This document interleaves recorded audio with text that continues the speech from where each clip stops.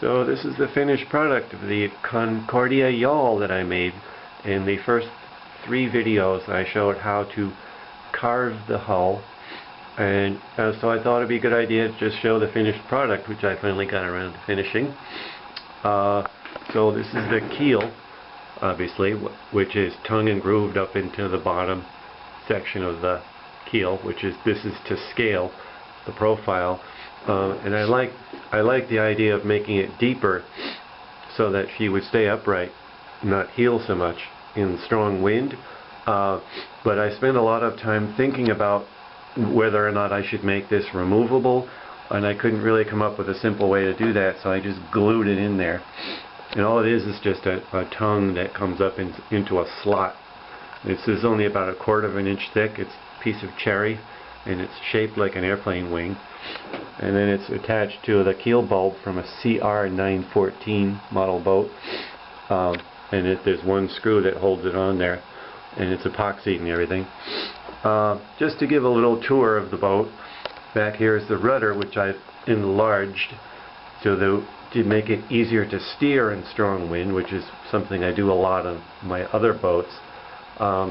Might not be all that necessary, but I like to do that. I chose to use a very fat rudder shaft, and it's not held here because the rudder shaft is so strong up there, and then it comes all the way up to here. And I like using a fat rudder shaft because it makes it easier to drill a hole and attach the tiller. What else can I say? I also spent a lot of time thinking about whether or not I should use fancy turnbuckles, and I decided to just tie it with some surf line, and these are crimped, and that seemed to work pretty good for the scale. I couldn't really find any oversized, turnbuckles that were the right size. The ones I had were too big, so I just did it that way to kind of use what I have lying around in my junk box. I also spent a lot of time thinking about how to set up the radio. I originally wanted to have one piece of wood covering all the way across because I didn't want to have a gap there, but I ended up just doing it anyway because that way I don't have to take the mast out and to remove the cabin top. So that worked out pretty good. And then here's some more side stays, and I spent a lot of time thinking about the color scheme. I think it's pretty good. I got a nice green stripe there. That's pretty much it. And she sails really well, and I'm going to make another video for this video of her sailing. She's a Concordia Yawl. Pretty boat. Thank you. So to make the deck, I used cedar clapboards, which are for the side of a house. Western red cedar, which is perfect for a deck because it's very straight grained and it's used all the time in boat building. Resists rot and everything. I varnished it, and then let's see, the cabin top is made of cherry, and I shaped it to fit on there. And the sails are made out of kite fabric, which I bought from sailrite.com. What else? The jib works in a neat way.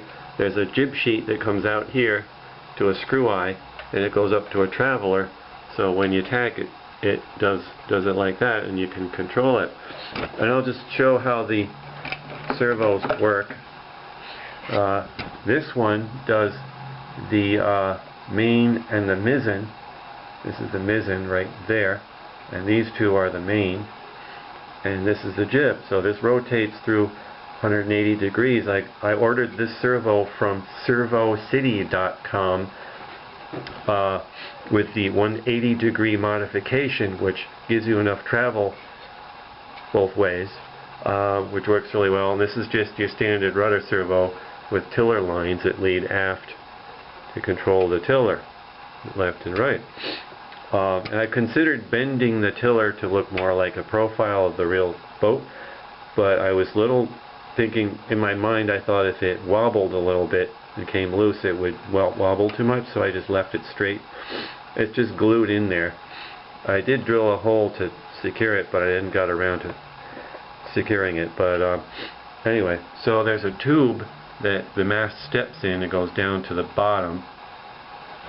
Let's see what else. And there's some deck beams that I put in before I put the deck on. And there's the inside is shellacked to help it stay watertight. I mean waterproof in case I ever do get water in there. And let's see, there's some spreaders. That's pretty cool. Here's the mizzen. And okay. So that's what she looks like out here in the grass.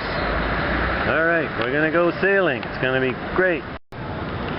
So that's how the sail winch works. You can see how that works.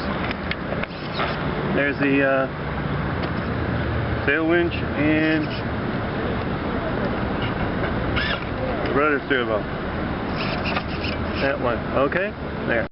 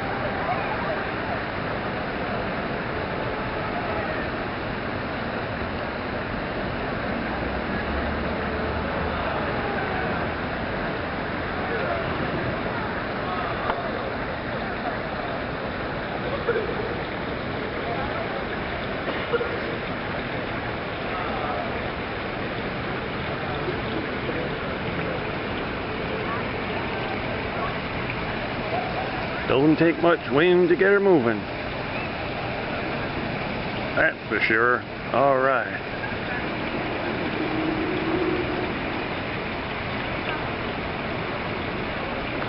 Bon voyage. See you later.